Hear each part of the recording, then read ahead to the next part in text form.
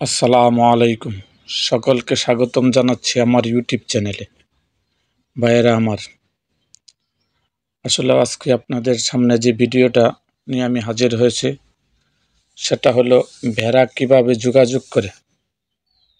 ভাইয়েরা আমার, আপনারা দেখবেন ভেড়া একসাথে চলাফেরা করে এবং ভেড়া একটা ভেড়া যদি আলাদা কোনো সময় হয়ে যায় তাহলে দেখবেন ওটা ছুটাছুটি করতে করতে থাকে।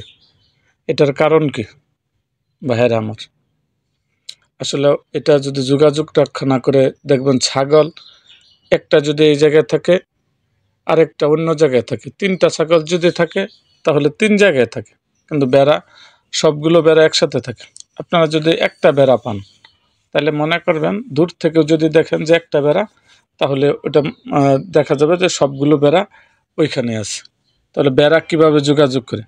বেড়াদের একে অপরের সাথে যোগাযোগের আরেকটি উপায় হলো কণ্ঠস্বর, যাকে প্রায় ব্লিটিং বলা হয়।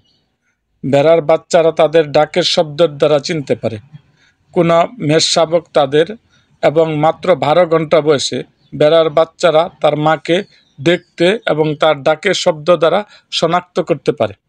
ভাইয়েরা আমার, বেড়ার যে বাচ্চা আছে এটা জন্মের 12 ঘন্টার মধ্যে আপনার মনে করবেন তার মায়ের বেড়ার কণ্ঠ শুনে এটা বেড়ার বাচ্চারা 12 ঘন্টার মধ্যে তার মাকে চিনতে পারে।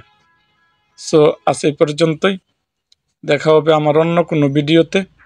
আপনারা যদি আমার চ্যানেলে নতুন হন তাহলে অবশ্যই আমার চ্যানেলটিকে সাবস্ক্রাইব করবেন এবং পাশে থাকা বেল আইকনটি বাজিয়ে দিবেন। আর ভেড়া পালন সম্বন্ধে যদি কোনো কিছু জানার আগ্রহ থাকে অবশ্যই আমার কমেন্ট বক্সে জানাবেন।